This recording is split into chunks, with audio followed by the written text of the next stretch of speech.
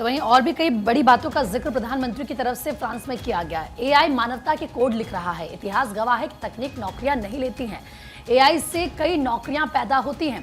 Paris summit में बोले, तकनीक नौकरियां नहीं लेती हैं बल्कि जॉब्स नहीं देती हैं। क्योंकि आप देखिए, कहीं ना कहीं पूरे विश्व में ये चर्चा हो रही है कि एआई के जरिए लोगों की नौकरियां जा रही है और इसी को लेकर प्रधानमंत्री की तरफ से ये बातें कही गई। हर न्यूज़पेपर में इस खबर का जिक्र किया गया है। हेडलाइन दैनिक भास्कर में दी गई है कि फ्रांस में प्रधानमंत्री बोले कि इतिहास गवाह है कि तकनीक ने नौकरियां घटाई नहीं बल्कि बढ़ाई हैं।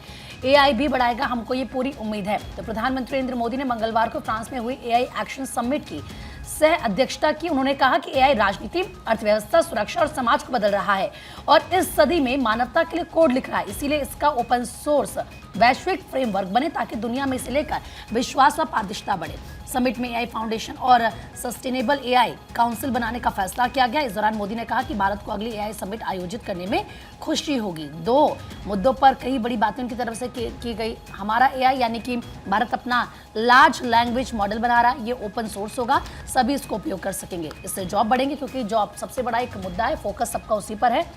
तो इस पर प्रधानमंत्री ने कहा कि इतिहास गवाह है कि तकनीक ने नौकरियां कम नहीं की बल्कि बढ़ाई है, एआई भी बढ़ाएगा। अमेरिकी उपराष्ट्रपति जेडी वेंस ने भी समिट में पीएम मोदी की इस बात पर सहमति जताई।